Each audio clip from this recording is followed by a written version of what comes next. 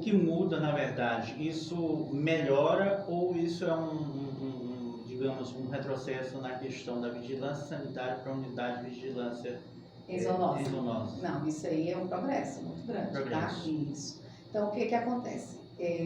Quando a gente fala sobre isso, nós temos que pautar o seguinte.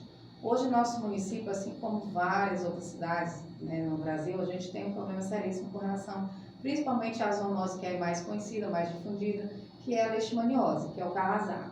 Então, assim, a unidade está ali pronta para atender principalmente esses animais que encontram-se tanto perambulando na cidade, como em domicílios, né, na casa das pessoas, desde que esses animais sejam positivos, diagnosticados com leishmaniose. Então, a partir do momento que esse animal, ele estando na rua ou ele estando domiciliado, e ele tem um diagnóstico positivo para leishmaniose, esse animal pode, o proprietário pode vir direto à unidade de vigilância com o seu animal, entendeu? Que lá ele vai ser recebido por todos nós que estamos lá hoje. Infelizmente, a gente tem que deixar claro o seguinte, o que que acontece? Quando você fala realmente com que a gente tem muito problema na cidade, é porque as pessoas não estão entendendo que nós, assim, o Centro Zoonose, para deixar bem claro, assim, abertamente, nós não somos um abrigo de cães, nós não somos uma casa de passagem de animais, tá? Não somos uma casa de acolhimento de animais. Esse é que é o maior problema da população, porque ela entende que o Centro Zoonose, como era antigamente, recolhia animais de rua, levava para o Centro Zoonose, se esses animais não fossem doados, ele iria para a eutanásia, tá? E hoje não, hoje existem várias leis, tanto lei municipal, estadual, lei federal, lei do meio ambiente, que nos proíbe de fazer eutanásia em animais saudáveis, entendeu? Então isso vai contra várias leis, entendeu? Desde crime de maus tratos. Então, assim, não se faz eutanásia em animais saudáveis. Partindo desse princípio, o Centro Zoonose não tem como e nem porquê acolher animais saudáveis.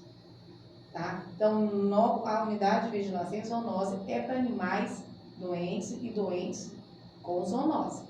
Então, a partir daí, eu não posso colocar no mesmo ambiente físico um animal saudável e um animal doente. Tá? Então, assim, além da lei nos respaldar que realmente nós não podemos, então, assim, até mesmo por uma questão de bom senso, seria a mesma coisa que você entrar numa sala vermelha com pessoas com Covid, você estando saudável. Então, assim, não podemos acolher animais de ruas saudáveis para colocar no mesmo local animais doentes. Nesse caso, seria um abrigo de animais, entendeu? Seria ONGs que fazem esse acolhimento de animais saudáveis. Mas animais saudáveis não é pertinente à unidade de vigilância em zoonose, tá certo? Já já nós vamos falar sobre a questão dos animais de grande porte soltos nas vias públicas. Secretário, Cláudio, a gente tem visto nas falas do prefeito Benjamin, ele tem pautado muito a questão do planejamento, né? Isso tem sido bastante falado durante as suas entrevistas, inclusive na última vez que ele esteve aqui conosco, ele pautou bastante sobre isso.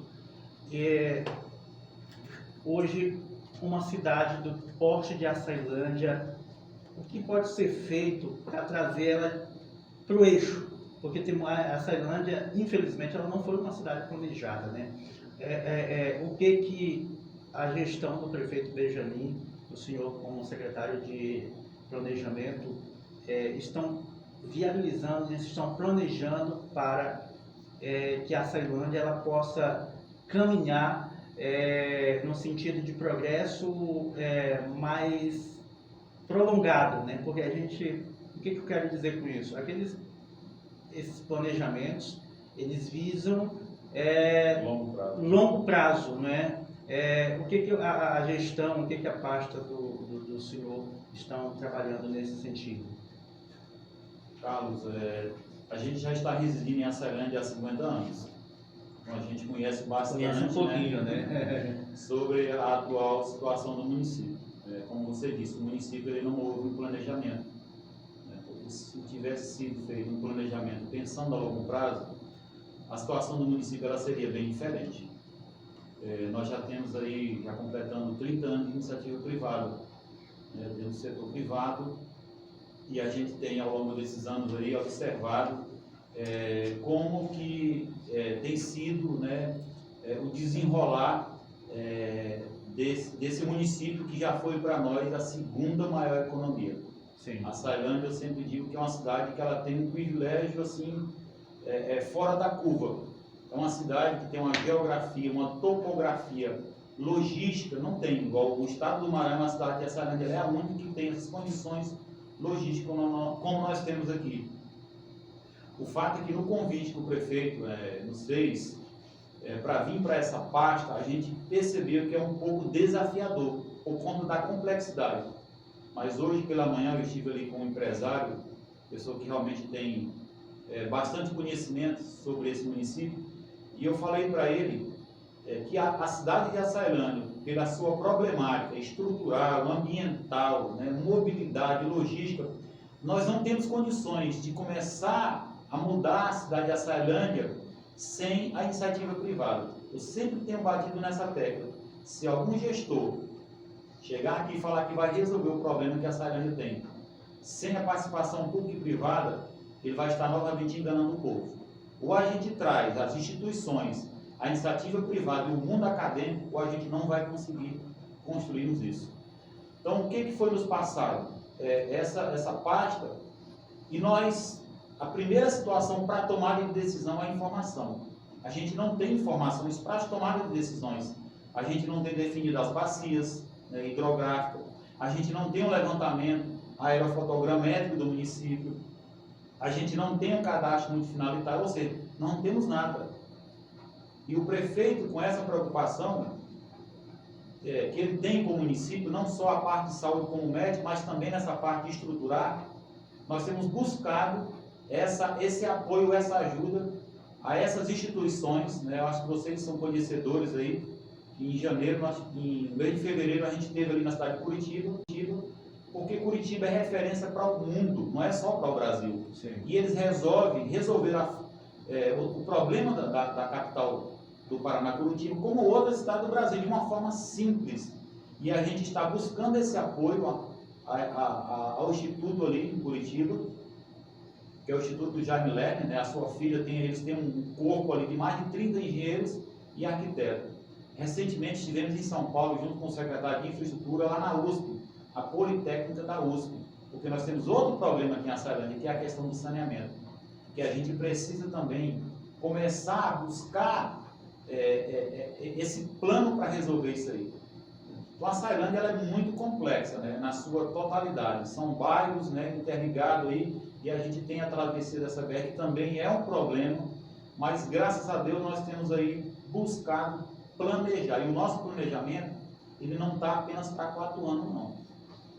O que nós estamos buscando a fazer, porque antigamente a gente atuava de forma institucional, agora nós fazemos parte do governo, e a gente tem que mostrar que existem condições, quando há um planejamento, quando há um compromisso, quando há a busca, porque se eu não sei fazer, eu vou buscar quem sabe. Sim. Nós temos certeza que no médio, no curto e no médio e longo prazo nós vamos trazer para a população de Açailândia aqui uma melhor qualidade de vida, uma melhor segurança, uma melhor saúde, um lazer. Nós temos que fazer isso, que a Açailândia já carece disso aí. É uma cidade que ela também está oferecendo, hoje ela está entre as 10 cidades mais promissoras para crescimento no Brasil. Isso nos orgulha por conta desses empreendimentos e investimentos que está sendo aí anunciado pela mineradora Vale sobre a expansão da linha ferroviária, sobre a expansão de extração de minério e de cobre.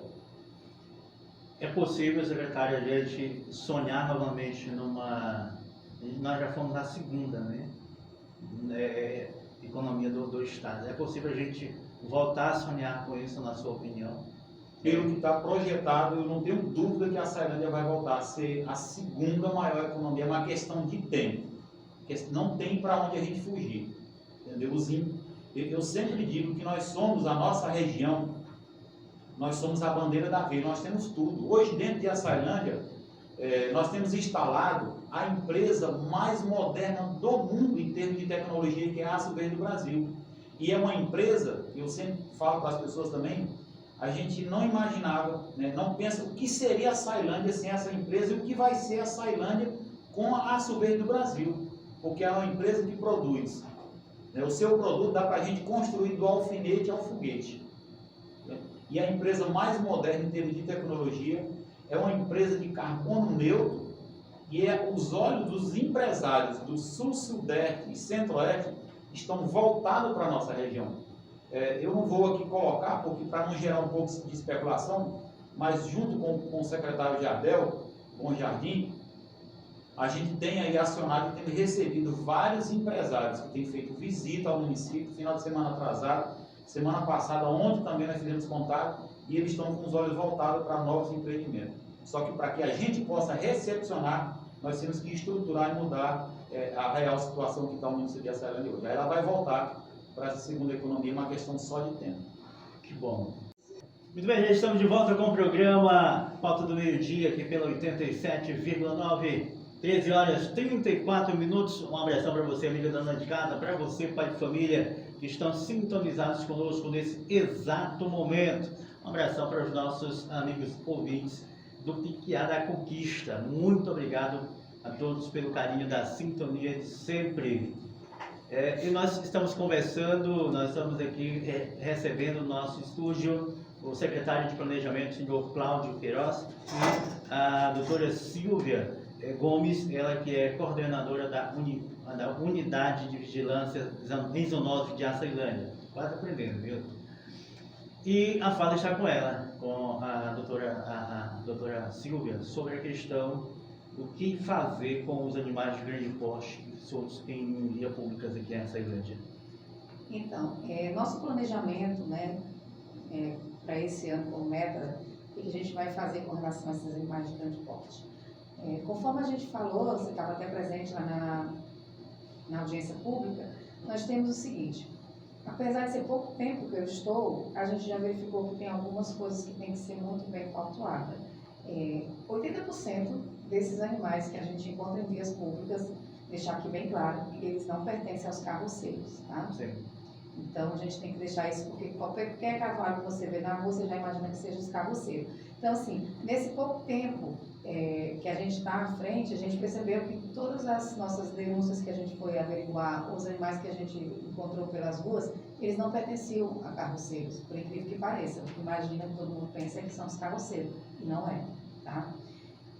A gente tem uma série de situações que é bem problemática mesmo com relação a esses grandes animais. Mas o que a gente vai fazer, como nós já estamos fazendo? Nosso primeiro passo vai ser a questão da educação, tá?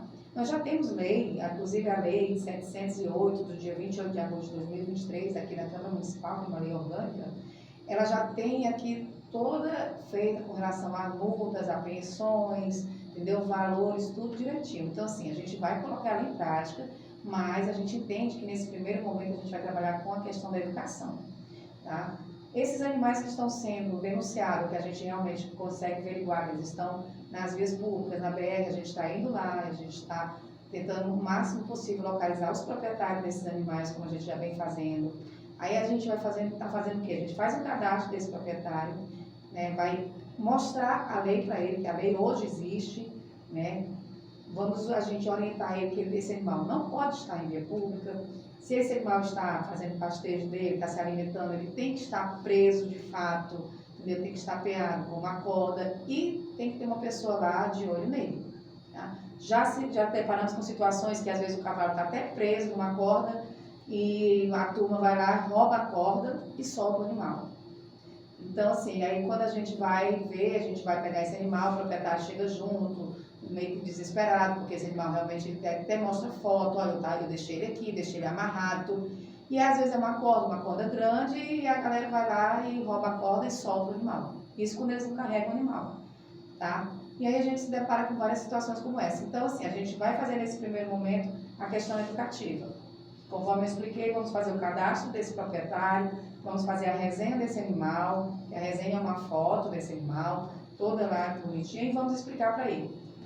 Se esse animal tiver uma recidiva, se nós pegarmos novamente esse animal nessa mesma situação, aí a gente já vai fazer o quê? A aplicação de multa. Nós já vamos fazer a multa baseada na nossa lei orgânica, tudo bonitinho. esse proprietário já vai ter que ir junto ao tributo, tem que fazer toda essa questão de fazer o pagamento dessa multa desse animal. E no terceiro momento, aí sim a gente já vai fazer a apreensão realmente de fato desse animal e vamos levar ele para a nossa unidade de vigilância, né? Aí depois que esse animal entra na unidade de vigilância, aí também a aplicação de multa, onde aqui a gente tem questão de prazo para ele ser recolhido, questão de valores que ele vai ter que pagar não só da multa, mas de toda a despesa utilizada, desde a busca desse animal, carro, tudo é por conta do proprietário. Então, assim, até ele passar por essa situação, ele vai ter todo o prazo para ele entender o que está acontecendo a partir de agora, tá? Porque muitas vezes você vai lá, pega o animal e já leva, mesmo ele sabendo que ele não pode, mas ele pode alegar, e a gente tem vários processos administrativos com relação a isso, tá? Crimes de maus tratos, se você, dependendo da forma como você pega esse animal na via pública. Então, assim, para isso a gente vai fazer um passo a passo, para esse proprietário desse animal não vir lá na frente dizer que não sabia, ou que o animal estava de fato pastando, alguém foi lá, um terceiro soltou. Então, assim, mesmo que alguém solte, mas a gente já está orientando ele que ele tem que deixar alguém sob a responsabilidade desse animal. Ah, ele está ali fazendo pastejo, mas alguém tem que estar lá de olho nesse animal, tá? Para justamente não acontecer essas eventualidades, ser solto e daqui a pouco está na BR.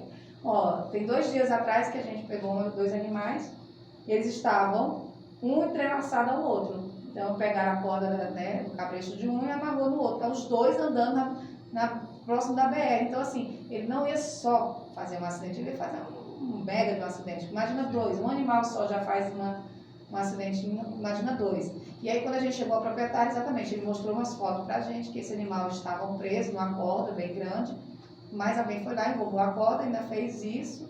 E aí a gente está orientando todos os nossos proprietários aqui da região com relação a isso.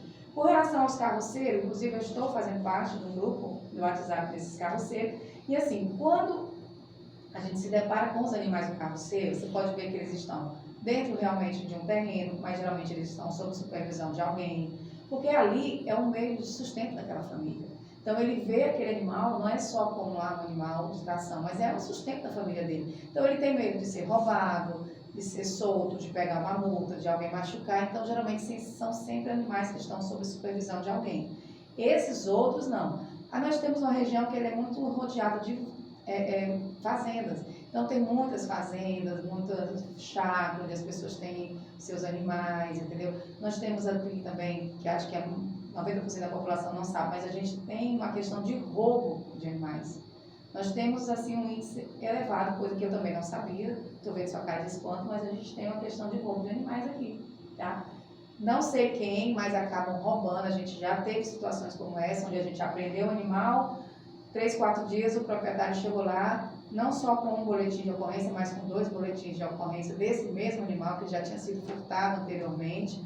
Então, assim, tudo isso acontece na nossa cidade e às vezes a gente nem sabe. Então, a gente não pode simplesmente, às vezes, só condenar o pobre do carroceiro, né? Então, assim, às vezes não, 90%, 80% não são eles, tá? Então, a gente tem várias situações como essa, animais que são furtados, aí a turma leva, eu já ouvi dizer que fazem até troca, entendeu? Por entorpecente, moedas de troca, às vezes abusam desses animais, a gente sabe que existe também o abuso de animais, ou vão para uma vaquejada próximo, e aí depois vê que ele realmente não vai conseguir sustentar esse animal, porque o animal, como eu falei anteriormente, ele tem despesa, né? E aí ele acaba soltando esse animal numa via pública, numa pastagem qualquer, e esse animal começa a perambular. Tá? E uma das coisas que a gente vai fazer, à medida que a gente vai adentrando sobre os nossos projetos, é fazer uma marcação desses animais. Por quê? Porque quando os animais se envolvem em um acidente, como é o gado, você consegue identificar rapidamente de quem é esse animal. Se ele for pego em vias públicas, a gente consegue identificar de quem é o animal. Se ele for furtado, a gente consegue identificar esse animal. Então, um dos nossos projetos vai ser feito a marcação desses animais, entendeu? Principalmente tanto os carroceiros como essas pessoas que criam aqui na redondeza da cidade. Que a cidade cresceu e está adentrando as fazendas, né? Sim. Então, a gente vai ter que fazer toda essa questão educativa para a gente fazer, inclusive, a marcação desses animais. Secretário, vamos falar das BRs, principalmente da 222. A BR-222, eu tenho um levantamento que eu fiz recentemente, hoje é a que mais causa acidentes como vítima fatal, né? Recentemente teve aquela fatalidade ali na entrada da Capelosa, e eu gostaria que o senhor falasse, porque essas discussões sobre rotatória, sobre o que fazer para, pelo menos, amenizar essa questão dos acidentes também nas BRs, principalmente na 222, é uma discussão que o senhor já tem conhecimento, porque isso já vinha bem antes do senhor assumir como secretário, né? Hoje, em que ponto está a questão das rotatórias que vinham sendo discutidas anteriormente, antes do prefeito Benjamin assumir? Principalmente, eu estou sabendo que a da Capelosa está mais adiantada. Como me fala para a gente sobre essas situações? A BR, ela tem sido, como morador aqui do município, e eu até falava que no momento que a gente estava no intervalo, a gente já foi vítima, né? Meu filho passou 2 dias internado, desacordado por conta de um acidente já nessas BR. Isso já tem mais de 10 anos. E a gente, quando fazia parte ali, né, das instituições, da Federação da Indústria do Estado do Maranhão, o SICAM, nós fomos presidente aí durante 8 anos, foi sempre uma luta nossa. Sempre a gente teve essa preocupação. Quando nós assumimos essa pasta com o Benjamin, a gente convidou a equipe do DENIT, de Imperatriz e de São Luís, para que a gente pudesse mostrar nessa visita os pontos críticos da BR. A gente tem problema erosivo, a limpeza, que a drenagem está muito complicada, a gente tem a vegetação, a gente tem a questão das árvores, a gente tem a questão da sinalização.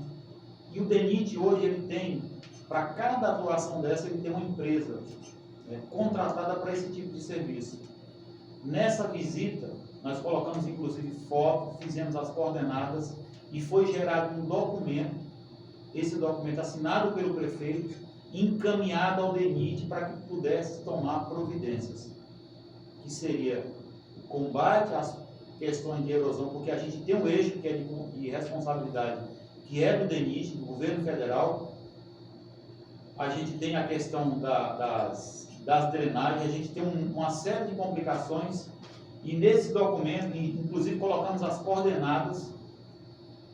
Após a esse documento entregue, a equipe começou a atuar. A população sabe que ali na Lagoa do Jaquim, como é conhecida, a gente já tinha um problema ali já bem avançado, e a equipe da CCR esteve lá, fizeram já o paliativo, estão atuando em outras áreas, pedindo também os tapa-buraco, que a gente sabe que o buraco hoje é um dos grandes causadores de acidente. Após a homologação e o pedido, a gente teve uma atuação. O prefeito esteve em Brasília, lá com o ministro Renan, esteve com o Fabrício Galvão, e nós já estivemos também várias vezes com ele.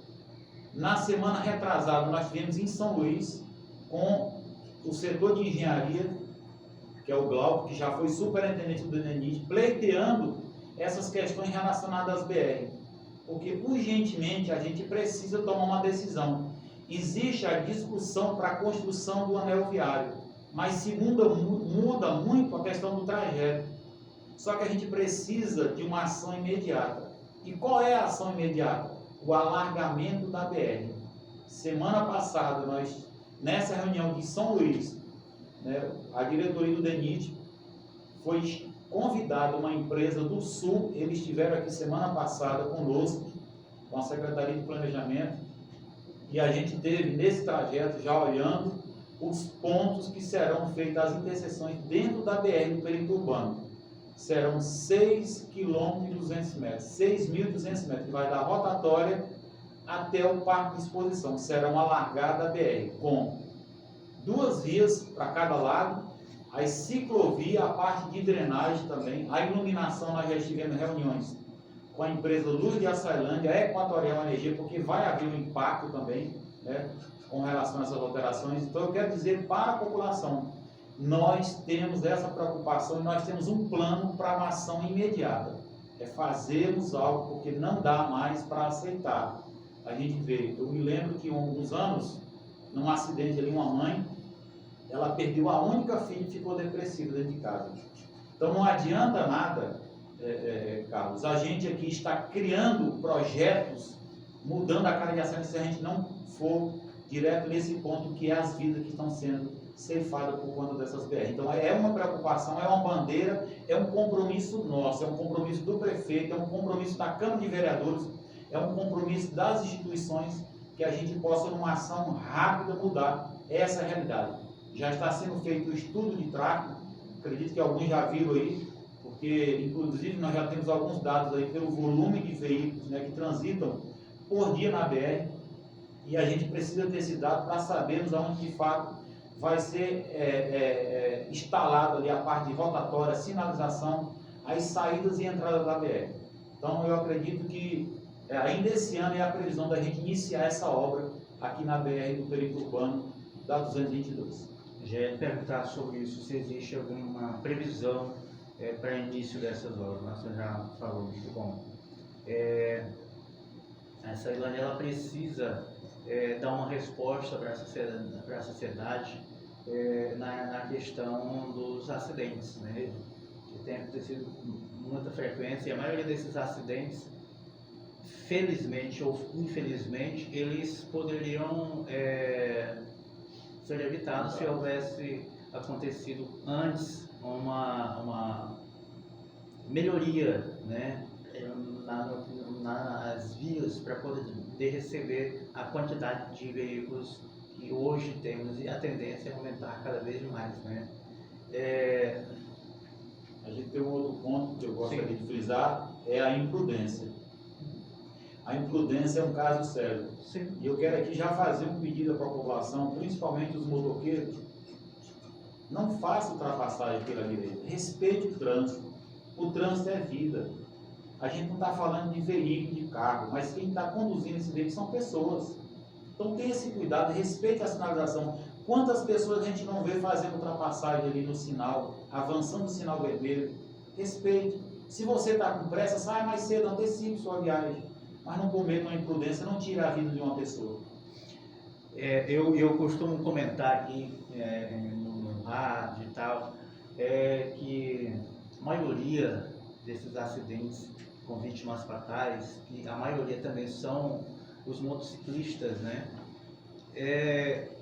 Levantamento que a gente faz, a gente chega ao seguinte: que a maioria dessas vítimas fatais, eles não tinham a famosa CNH, né, a autorização para conduzir os seus veículos. Então, a questão da conscientização das pessoas que conduzem esses veículos também é um problema sério, né? Doutora, a gente tem visto hoje a questão do CID-19, a questão das campanhas antirrábicas, né? Existe alguma programação para essas vacinas para esses próximos dias mesmo?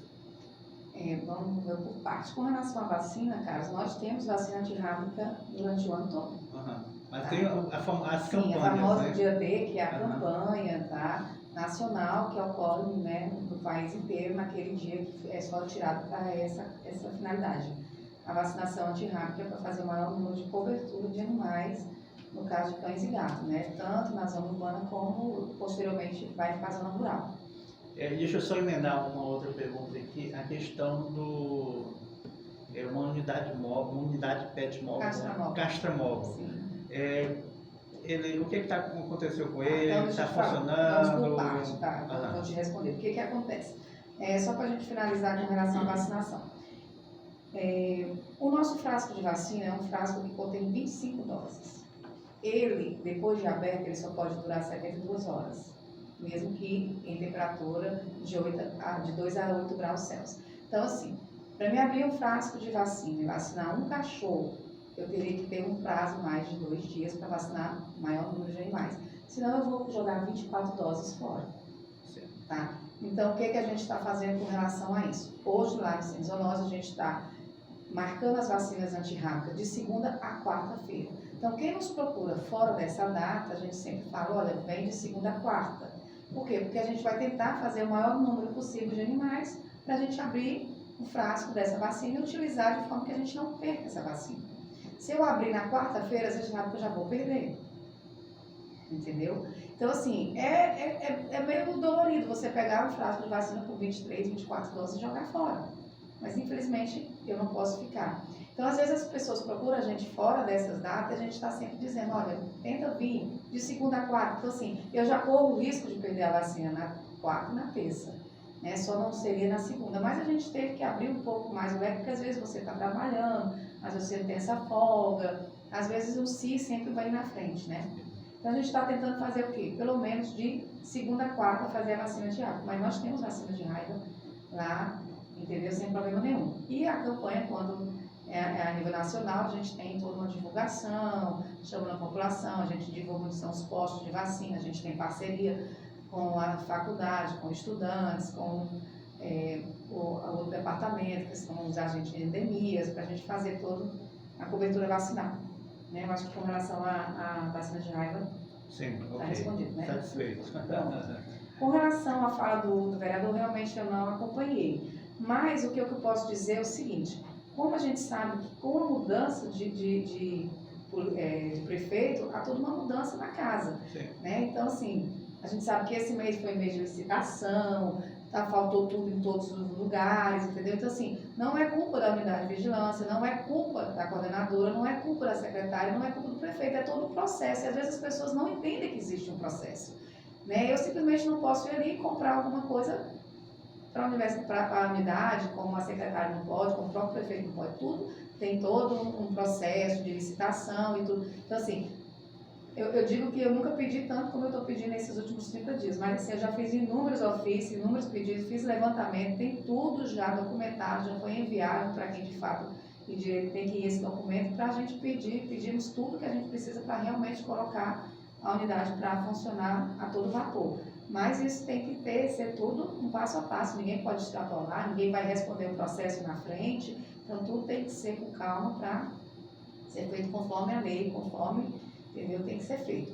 Então, assim, e aí quando tudo isso for feito, aliás, aí a gente vai começar. Nós temos parceria com a Polícia Rodoviária Federal, com relação à carrocinha dele, com relação à apreensão de animais, temos parceria com a Polícia Militar, então, assim, até mesmo o senhor Dacílio Miranda, ele já trabalhou na unidade, ele sabe como funciona, então, assim, ele sabe como é que tudo isso acontece. A gente não pode também só eu pegar meus 2 funcionários de peito aberto e pegar um animal no meio da boca. A gente não, eles são sempre, às vezes, sempre, eles quando tem alguém, independente da pessoa que esteja vigiando esse animal, eles são ameaçados. Então, assim, a gente também não pode ir aprender, às vezes, um animal de peito aberto, chega lá, o cara tá lá, entendeu? Sabe Deus sobre o efeito de quê? E eles ameaçam, entendeu? Como também ameaçam na própria unidade. Carlos, a gente está com um problema seríssimo na unidade, tá?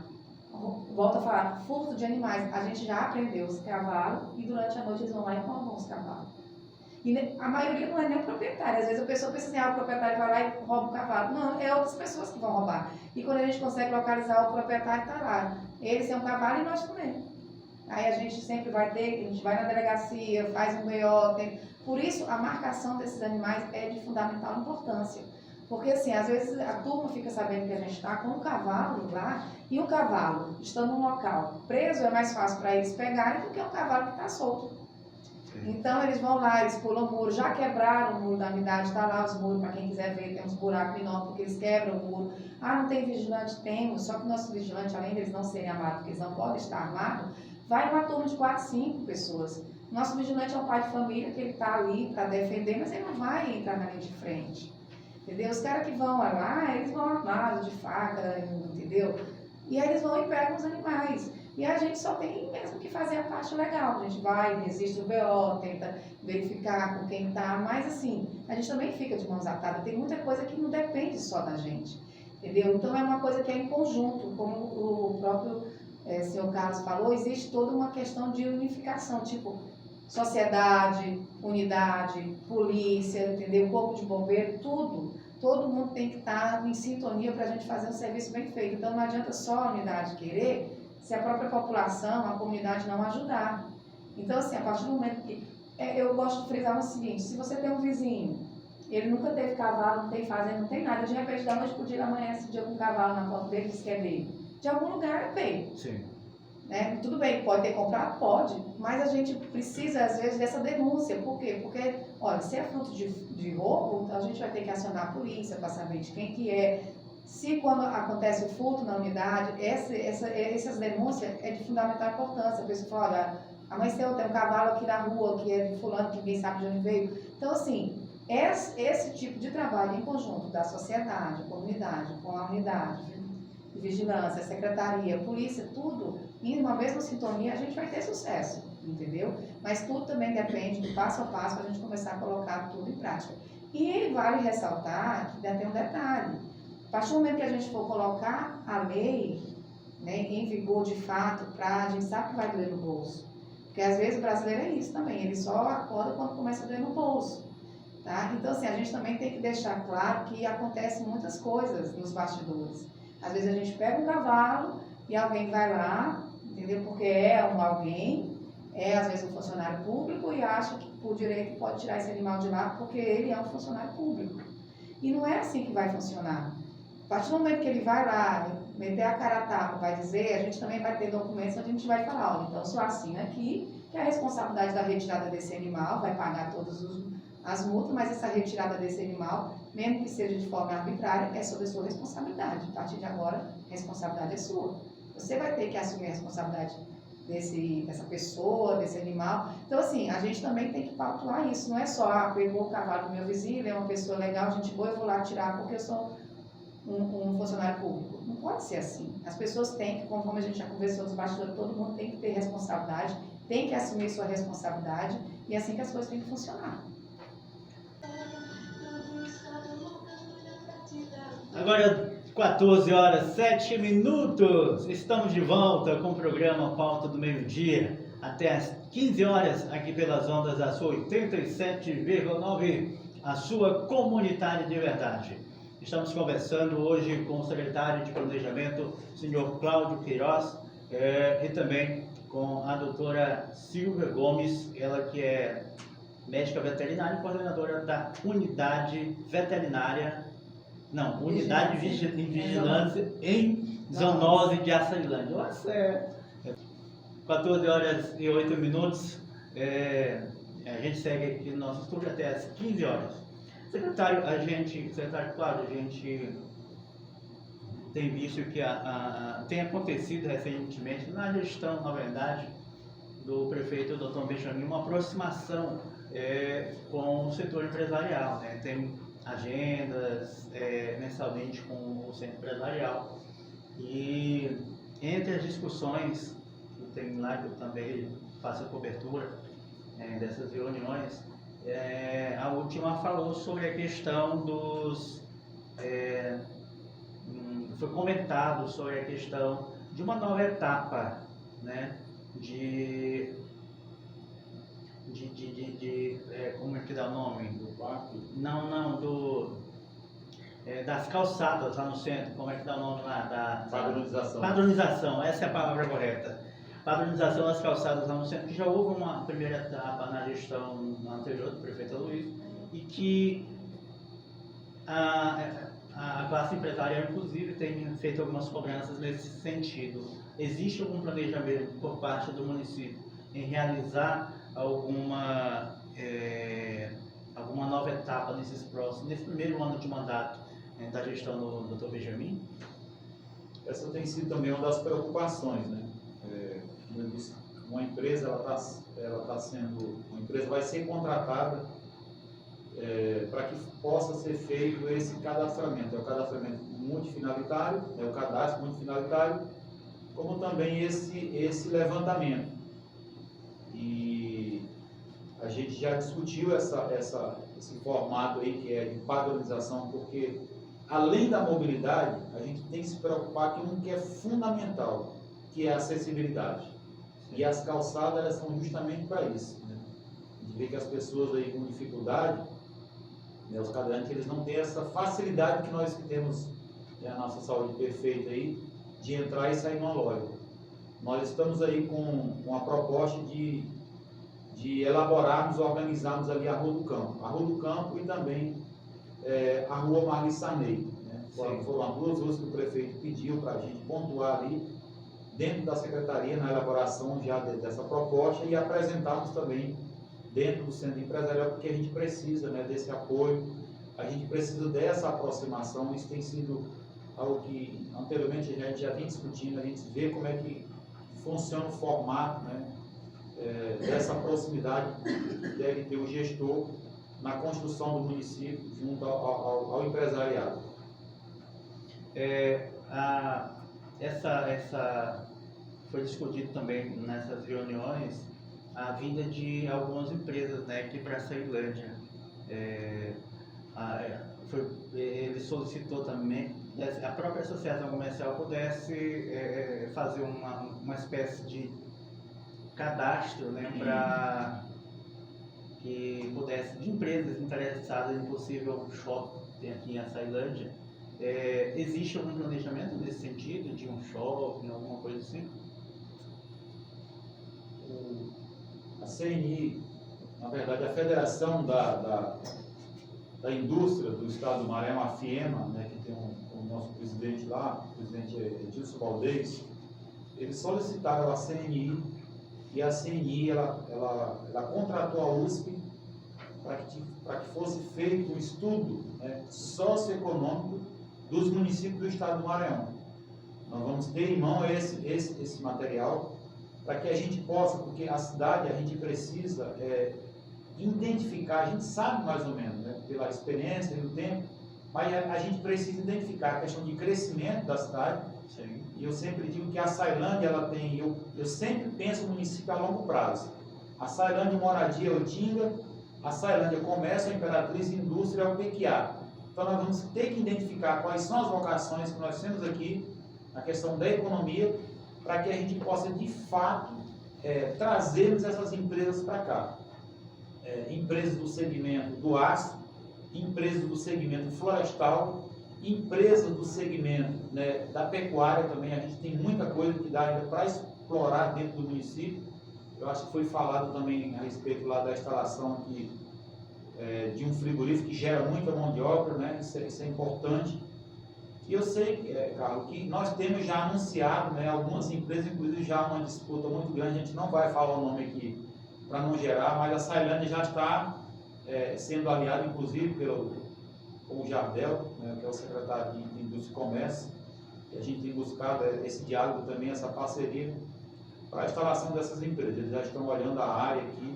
A gente esteve recentemente com os dois proprietários dos postos Carreteiro e Magnólia, estiveram aqui em Açailândia, e eles já se prontificaram a fazer uma mudança estrutural na entrada do município, né, tanto do posto Magnólia, a rede Magnólia, como na rede Carreteiro. E o anúncio foi muito bom, inclusive o posto Magnólia, o seu João Golim, que esteve conosco fazendo essa visita, ele vai construir, né, a previsão é arrancar toda aquela estrutura ali, fazer uma grande área, construir um hotel, fazer uma mega churrascaria, o pátio vai ser totalmente mudado, e a rede Carreteiro disse no telefone conosco, né, estava eu, o secretário Marcelo e o Jardel, que ele vai deixar o melhor posto da rede Carreteiro aqui para o município de Açailândia. Então, assim, tem muitas coisas que vão acontecer, né? Essas são uma das informações. A gente tem também um grande empreendimento para a Vila Idemar, não vamos falar ainda, porque eu sempre tenho dito que a Vila é um bairro que nós temos que ter um olhar diferenciado nesse bairro. E nas minhas falas, assim, não adianta a gente criar mega empreendimento se a gente não fizer com que a gestão ela chegue nos menos favorecidos. Não vai adiantar nada a gente ter sido um secretário aí, né, atuante, bom, mas se eu não fazer com que essa gestão e esse planejamento não chegue aos menos favorecidos, eu acho que para mim não vai ter o significado, não vai ter o resultado. Eu gosto de ver e fazer com que as obras elas cheguem nos menos favorecidos, até porque a gente já tem mais de 20 anos que a gente atua aí no trabalho social, e isso muito nos alegra, está ajudando o nosso próximo, porque para isso a gente vê ao mundo, né, com o dom. E é uma fala de Jesus: eu vim não para ser servido, mas para servir. Nós estamos aqui para servir a população. Muito bem. A gente percebe, secretário, que deu uma nova cara, vi lá aquela padronização das calçadas na rua Duque de Caxias, aquela parte, ele deu uma mudança extraordinária para aqueles comércios ali. Naquele momento o povo Não acreditaram, né? Mas hoje eles colhem fruto, né, do resultado que estão obtendo. Então, assim, é importante, né, secretário, que haja essa aproximação do poder público com o privado, né, para que as coisas possam acontecer. Eu gostaria, assim, uma das coisas que eu posso já antecipar, né, porque isso já está fechado, eu estive ontem, né, com a gerência da Agensul, conversando com o pessoal, Imperatriz, com o governo do estado também, e vai ser feito ali uma reforma, mas é uma reforma, viu, na Praça do Pioneiro. É uma reforma, nós estamos aqui já de como que vai ficar a organização daquela praça, e a gente também vai fazer a padronização daquelas ruas ali que chegam na praça. Processo de drenagem, padronização das calçadas e a reforma da Praça do Pioneiro. Isso aí já está acertado, viu? Ótimo, muito bom. Secretário, a gente tem conhecimento de algumas erosões aqui, principalmente ali no residencial tropical. Existe algum planejamento nessa questão para essas erosões aqui na Vila Rio do Mar? Vamos focar na Vila Rio do Mar. Para essas erosões. A gente tem uma grande obra para fazer aqui dentro da vila, que vai trazer qualidade de vida para o ponto mais complicado. Eu não vou dizer a obra o que é, uma outra oportunidade eu vou estar anunciando aqui. Sim. Mas a gente não está falando de coisas que podem acontecer, né? Nós estamos falando de coisas que, assim como a gente sabe que o sol vai vir amanhã, isso vai ser construído aqui dentro da vila. Então, essa questão da drenagem aqui, dessas erosões, em fevereiro nós estivemos com o prefeito lá em Curitiba, fechando a parte de paisagismo, mobilidade e recuperação dos riachos. E no mês de março nós estivemos na USP, em São Paulo, e a nossa ida até a USP é porque eles vão trabalhar a Politécnica da USP, eles vão atuar nessa parte de erosão aqui, as macros erosão e a parte do saneamento, juntamente com as empresas. Essa questão da Vila Idemar especificamente, nós já estamos firmados em uma parceria com a Vale. Inclusive nós queremos aqui pedir encarecidamente, eu falava aqui quando estava no intervalo, que o maior desafio nosso não é dinheiro, o problema, vamos dizer assim, não é projeto, mas é uma questão cultural. Porque assim, a gente limpa uma rua, no dia seguinte ela está no mesmo ou pior. Então a gente pede aqui, os moradores da Vila Idemar, que possam ter essa atenção, esse cuidado de armazenar o seu lixo, de depositar o seu lixo no horário programado que o caminhão faça a coleta. A Vale ela tem questionado essa grande preocupação, porque o acúmulo de lixo nessas chuvas, nessas enxurradas, ela está causando um grande problema lá embaixo. Mas isso já está sendo visto pelo prefeito, né? Tem sido uma preocupação para a gente trabalhar aqui esse canal e esse problema da erosão aqui, a fim de que a gente possa realmente trazer aí uma solução definitiva para esse processo erosivo. Tem um trabalho que a USP vai fazer, mas a gente já está adiantando em parceria com a Vale, porque a população não pode esperar mais. Muito bem. Doutora Silvia, é importante que esse trabalho para que a unidade em vigilância, em zoonose, até o final do programa eu aprendo, para que as coisas aconteçam da melhor forma possível lá no centro de zoonose. Olha, já voltei ao centro de zoonose. É preciso que a sociedade, ela também, de certa forma, dê a sua contribuição, ajude o centro de zoonose a trabalhar melhor, né? De que forma a sociedade ela poderia estar ajudando as equipes, né? Porque são várias equipes lá da unidade. Carlos, voltando ao que você me perguntou anteriormente com relação ao Castramóvel. Sim. Tá, então, o Castramóvel é o seguinte, foi uma aquisição muito boa, né, que nós temos aqui em Açailândia. Se não falha minha memória, parece que é a terceira cidade do Maranhão que tem um Castramóvel, então assim, não é em toda cidade que tem, a gente foi até muito feliz com essa aquisição. E Hoje ele não está trabalhando justamente pela questão que eu te falei, como há uma troca, né, de prefeitos, de gestores, há uma troca de todos os fornecedores, está em licitação, tudo direitinho, mas assim, já foi enviado várias documentações, nós estamos somente aguardando chegar os insumos, que seriam realmente a questão dos anestésicos, medicações, para a gente começar a voltar à castração. Nosso projeto do retorno castramóvel vai ser o seguinte: nossa primeira etapa, né, já estamos alinhando, nossa equipe já está toda alinhada. Nosso primeiro momento vamos fazer com que o nosso castramóvel volte a funcionar, vai ser justamente a castração desses animais tidos como animais de rua, tá? Aí vai ter uma série de questionamentos. Mas o que a gente vai pautar primeiro? Principalmente, assim, gatos. Vamos dar um exemplo dos gatos. A pessoa que tem um gatinho na rua, que ela começa a colocar a ração na porta da casa dela na primeira noite. Na segunda noite vai ter 2 gatinhos, vai haver aquela pirâmide que a gente fala. Daqui uma semana tem 20 gatos na porta da casa dela e ela alimenta. E é como ela fala: olha, esse gato não é meu, mas é de todo mundo. Então, assim, acaba que todo mundo na rua simpatiza com os animais, alimenta, e ali vira uma comunidade de animais, né, de rua, animais abandonados. Então, assim, nós vamos visar primeiro esses animais, tá? Já temos uma parceria com a ONG, onde a SAMG está fazendo esse levantamento junto conosco, para a gente fazer primeiro a castração desses animais. A gente vai castrar e, posteriormente, nós vamos ter que colocar novamente eles na rua. Se alguém, nesse entrepasso, a gente tiver como, vamos fazer toda uma mídia, colocar fotos, animais para doação. Se eles forem doados, a maioria, ou 10%, enfim, vai ser muito bom. Mas aqueles que não forem doados, eles vão retornar para a rua. Mas eles vão retornar com a gente sabendo que eles não vão mais procriar. Nós não vamos ter mais eles atuando como reprodutores, a gata ficar parindo a cada 3 meses, aquele gato ficar brigando, namorando, entendeu? Então, assim, é uma forma da gente tentar reduzir o maior possível o número de animais abandonados na cidade, tá? Isso vai ser esse primeiro momento. E, posteriormente, nós vamos fazer o que o castramóvel já vinha fazendo no ano passado: castrar animais, entendeu? Preferencialmente de pessoas de baixa renda, aquelas pessoas que realmente a gente sabe que tem uma certa dificuldade com relação à parte financeira. Então, a gente vai estar fazendo toda essa cobertura para que mais tarde a gente conseguir castrar animais, independentemente da situação financeira de cada pessoa que nos procurar, tá? Mas, assim, vai ser nessa forma. Primeiro, realmente, nós vamos dar ênfase aos animais tidos de ruas.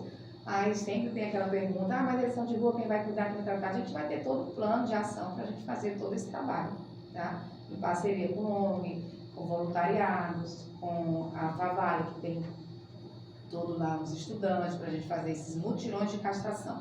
Posteriormente, pessoas de baixa renda, até a gente chegar no limiar de zerar filas de espera e a gente ficar com esse castramóvel funcionando normalmente para toda a população, certinho?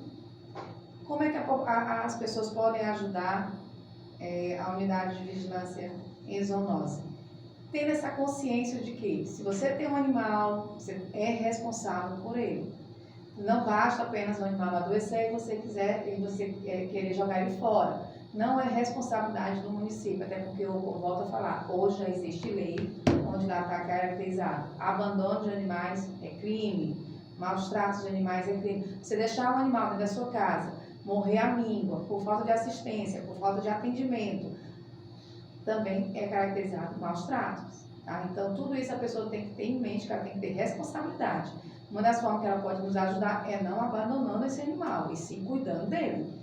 Temos já a clínica que trabalha todos os dias, de 8 ao meio-dia. Então, aquelas pessoas que querem levar seus animais para fazer uma avaliação, passar por uma consulta clínica, nós já estamos funcionando com essas consultas clínicas, tá?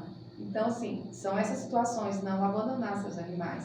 No caso de grandes animais, as pessoas podem fazer como a gente já falou: eu vou colocar meu animal para fazer um pastejo, para ele se alimentar. Coloca alguém para vigiar, deixa ele lá amarradinho, mas deixa alguém vigiando para esse animal não se soltar, esse animal não ser roubado, esse animal não sair da área que você deixou e acabar se envolvendo em acidentes, entendeu? Ceifando vida de pessoas inocentes que não tinham nada a ver com isso. Então, assim, evitar todo o transtorno. É você ter a responsabilidade do início ao fim do seu animal, do seu trabalho, entendeu? Dessa forma vai estar ajudando não só a unidade de vigilância, como vai estar ajudando a população como um todo.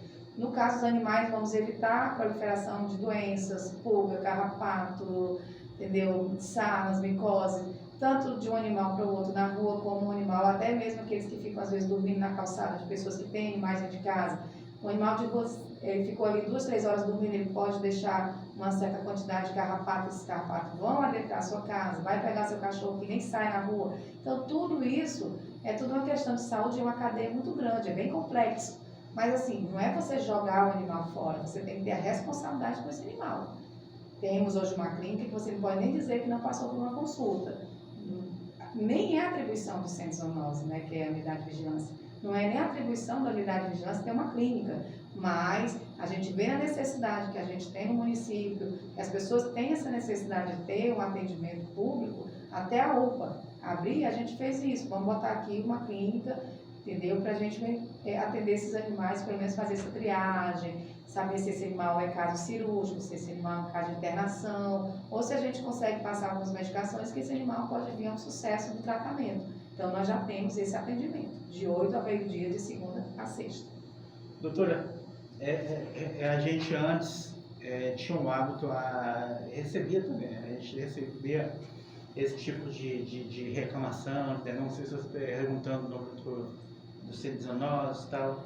Às vezes a pessoa via ali uma grande quantidade, 5 cães ali em uma rua, as pessoas já querem ligar para o C19 para que venham recolher e tudo. E aí, às vezes a pessoa ligava e de repente a carrocinha vinha e fazia o recolhimento desses animais.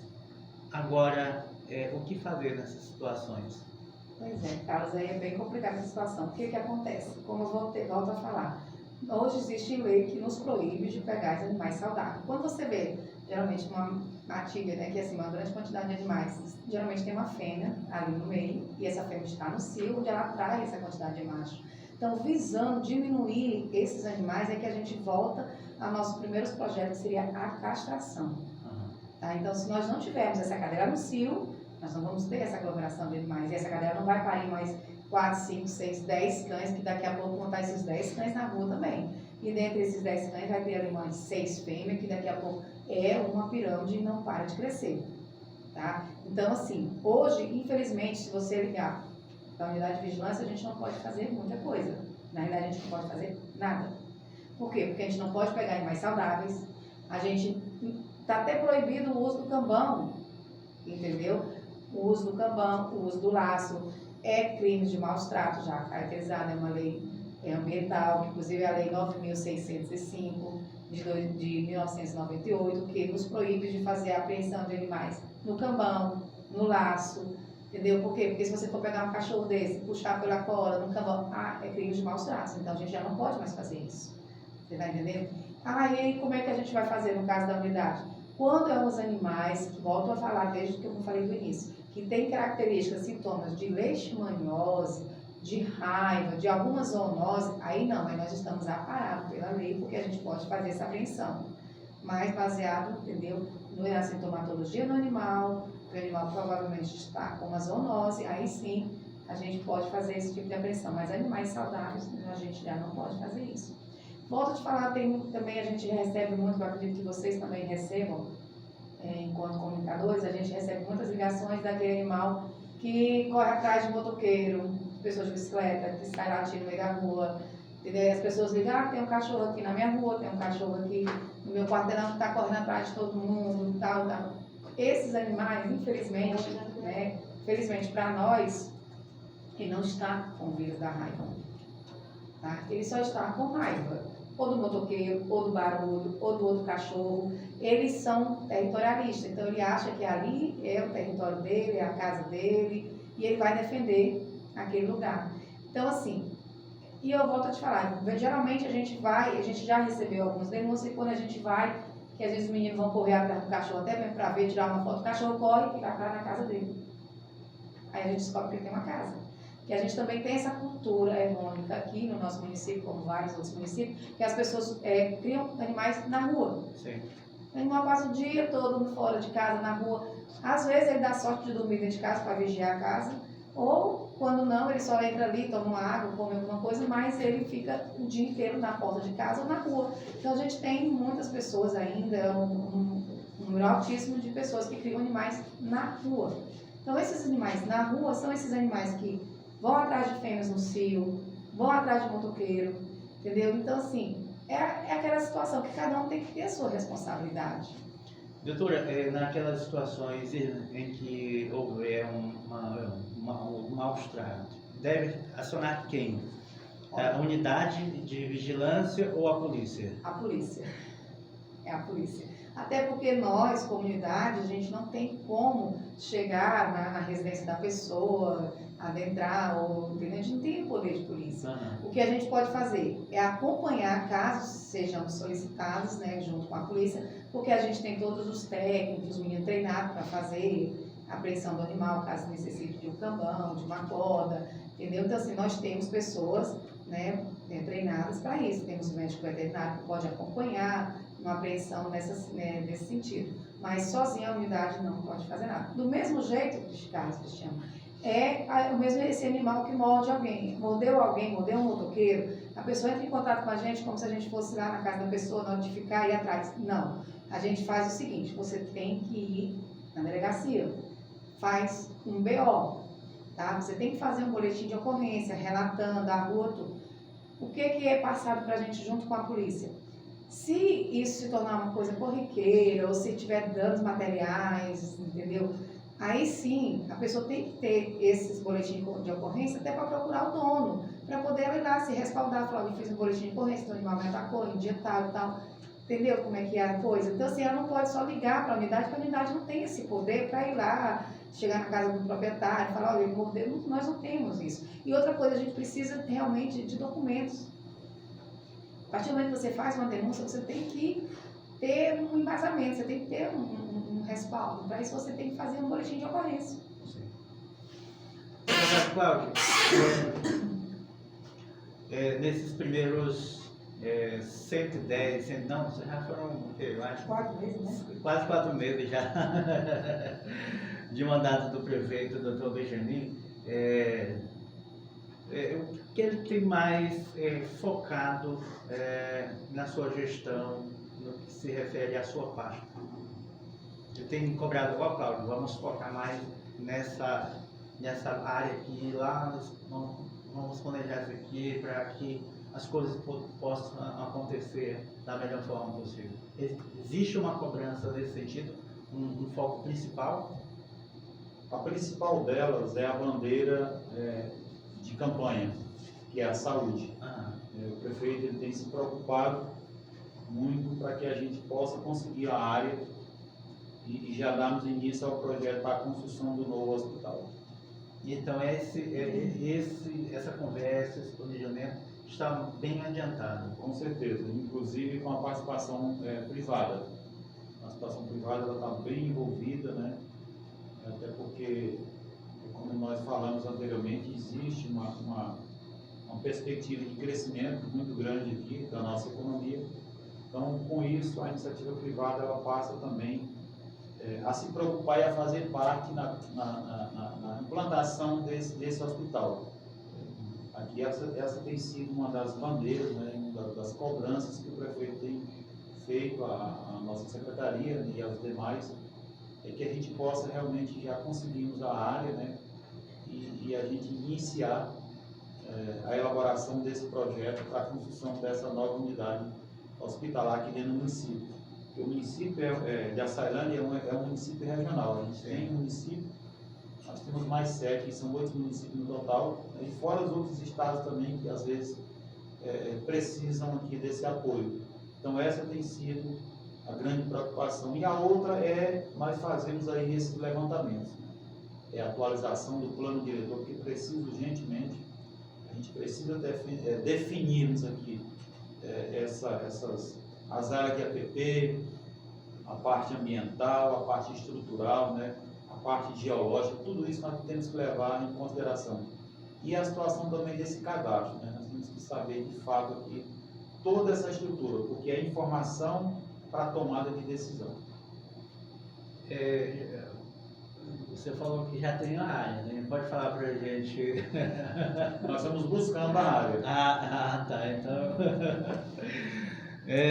Mas eu digo que a vila ela vai ser bem, assim, beneficiada, viu? Pronto, isso é bom. A Vila Eudemar costuma dizer que a vila ela é maior do que muitas cidades do Brasil e do Maranhão. Aqui nós temos o quê? Cidelândia, Vila Nova dos Martins, São Francisco do Brejão, entre outras. Aqui próximo da gente, que é bem menor que a Vila Eudemar. Então, a Vila Eudemar, apesar de eu não morar aqui, mas eu tenho um grande carinho pela Vila Eudemar. Temos um comércio forte também. Pessoal, eu quero muito agradecer a vinda, a disponibilidade de vocês aqui na Rádio Arco FM, dizer que nós aqui estamos sempre à disposição, sempre que vocês acharem que tiverem algum recado para passar, em especial à comunidade aqui da Vila Eudemar, estamos aqui à disposição. É só entrar em contato conosco que nós vamos estar aqui à inteira disposição de vocês. Então, secretário Cláudio, quero muito agradecer ao senhor por ter aceito o convite de estar aqui conosco novamente. O espaço está aberto para suas considerações finais e falar alguma coisa que eu de repente não perguntei e o senhor gostaria de falar. Fique à vontade. Agradecido, né, primeiramente a Deus, agradecer a você pelo convite, agradecer aqui a todos os moradores, né, a população aqui da Vila Eudemar, dizer para todos que para nós, né, para todos nós é um prazer, uma honra muito grande estar fazendo parte aí, né, e somando com cada um. Eu fico agradecido, quero mandar um alô para toda a minha família, meus filhos, minha esposa, aos amigos, né, como você falou, a Vila Eudemar, nós também temos muitos amigos aqui e a gente tem uma admiração e tem um olhar diferenciado aqui para toda a cidade, mas a Vila Eudemar ela é diferenciada para todos nós, né? Sim. E as pessoas aqui realmente são carentes e a gente, depois que nós viemos aí de 2000 já falamos da quantidade de anos que a gente está aqui, mas de 2020 para cá a gente passou a amar mais a Vila Eudemar. Então, muito obrigado, secretário. Doutora Silvia, quero muito agradecer também a sua vinda aqui para a gente falar desses assuntos que são de extrema importância para a sociedade em geral e também o espaço está aberto para suas considerações finais. Fique à vontade. Obrigada, né? De antemão, quero agradecer ao convite. Na realidade, é meu primeiro convite, minha primeira entrevista. É mesmo? Confesso que vim nervosa, mas graças a Deus deu tudo certo. Consegui, acho que, esclarecer algumas coisas, né? Sim. E como eu volto a te falar, a unidade ela é bem complexa, assim, a conversa para um dia inteiro, porque tem muitas coisas mesmo, principalmente assim, a nível de a gente esclarecer muitas coisas, porque assim como eu também, mesmo com 30 dias, tinha muita coisa lá que a gente não sabia, e com certeza a população em geral também tem muita coisa que a população desconhece, né, por falta mesmo de informação, às vezes por mudanças, né, muda muita lei, são leis novas, leis que acontecem, que respingam na própria unidade, lei ambiental, né, é uma lei do meio ambiente, mas respinga diretamente no trabalho da unidade. Então, assim, são coisas que a gente tem que estar todos os dias estudando, indo atrás, porque as coisas vão mudando a cada momento e a gente não pode nem ficar para trás e nem fazer nada contra a lei. Mas assim, para a população em geral, eu acho que eu pautuei isso. Quem precisar da unidade de vigilância e zoonose para fazer atendimento clínico, temos atendimento clínico com médico veterinário, de 8 da manhã ao meio-dia, eu volto a falar, de segunda a sexta-feira. Animais que apresentam problemas de saúde relacionados às zoonoses, estamos lá de portas abertas, né, no caso da raiva. Em gato a gente tem esse politropose que está assim, bastante difundido a nível de Brasil e Maranhão. A gente não aprofundou ainda porque também é uma doença que não seria nova, mas diagnosticada nova, que é uma zoonose. Tá? Então, quem tiver um gatinho que está com muitas lesões na face, com feridas, não sabe o que é, está só passando uma pomadinha, nos procure, que a gente está também com alto índice de espolitropose, que é um fungo e ele é altamente transmissível. Tá? Temos o caso famoso que é o calazar, Raiva, graças a Deus, a gente não tem nenhum caso a nível de Açailândia, mas assim, é bem característico, não é só o cachorro que está latindo correndo atrás do motoqueiro, gente, não é isso. O sintoma da doença da raiva, ele é bem mais agressivo, ele é bem diferenciado. Então, assim, quando você suspeitar que o animal está com raiva, ele vai estar lavando, ele vai estar realmente agressivo com todos da casa, independentemente de quem seja, ele vai procurar lugares escuros, tá? Ele vai procurar ficar mais isolado e sempre rosnando. Então, assim, é uma coisa mais complexa. Não é só aquele cachorro que está na porta de casa que passou um motoqueiro e ele foi lá e latiu com ele, ou latiu, não. Tá? É uma coisa bem mais complexa do que isso. Mas, assim, por via da dúvida, quem tiver dúvida também pode estar entrando em contato. Eu vou deixar aqui os nossos 2 números de contato, eles são WhatsApp, tá? Porque hoje em dia a maioria é WhatsApp, quase que a gente não atende telefone, mas os WhatsApp são ligados lá no tanto o telefone como os computadores, tá? 99, que é o nosso DDD, 9 91 10 3377, repetindo, 9 91 10 3377, e o outro número que você também pode entrar em contato é o 9 91 17 7647. Então, o 9 aqui. Enfim, acho que as pessoas sabem desses 9, né? Com relação aos cavalos, a gente vai estar só esperando as coisas se organizarem na casa para a gente realmente ir estar fazendo essas apreensões, mas sempre que possível que as pessoas nos procuram com foto, com denúncia, a gente está indo lá, a gente está levando nossas equipes, estamos fazendo esse trabalho de divulgação, de educação, entendeu? E volto a falar, é um trabalho em conjunto, não é só da unidade, a gente também precisa do apoio da comunidade, mas não é só para denúncia, tá, gente? Precisa do apoio de vocês também para nos ajudarem. Se faz uma denúncia, tenta também saber de quem é esses animais. Porque às vezes também tem isso, né, Carlos? A gente recebe uma denúncia e quando a gente chega lá, essas mesmas pessoas que denunciaram são as mesmas pessoas que não dão nenhuma informação. Então, assim, infelizmente a gente não tem como adivinhar. A gente chega até o endereço, aí a gente faz uma pergunta, não sei quem é, não sei, nunca vi, e as pessoas, o animal, a gente sabe que as pessoas sabem.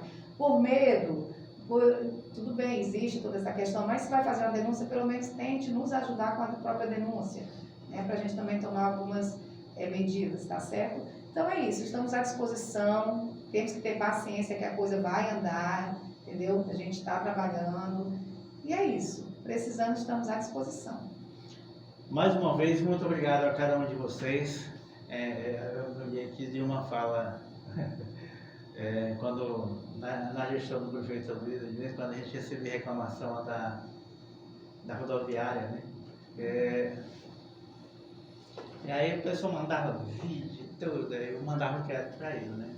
Aí ele um dia disse, vai ficar ruim da gente resolver o problema ali na rodoviária, porque as mesmas pessoas que fazem as reclamações, gravam vídeo, tudo, cobra o prefeito, secretário e tal, quando a gente chama a polícia, chama não sei quem para ir lá resolver alguma situação, aí a polícia chega, não pode nem triscar nenhuma pessoa, já estão filmando, dizendo que vão denunciar. Então fica ruim da gente resolver essa situação.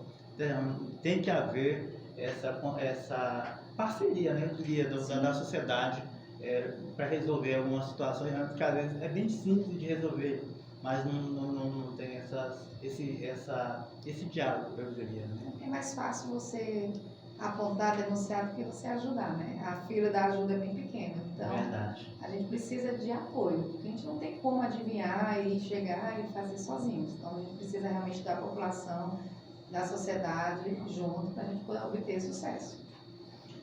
Agora, 14 horas e 44 minutos, quero muito agradecer a cada um de vocês que sintonizaram conosco até agora. Não desligue o rádio.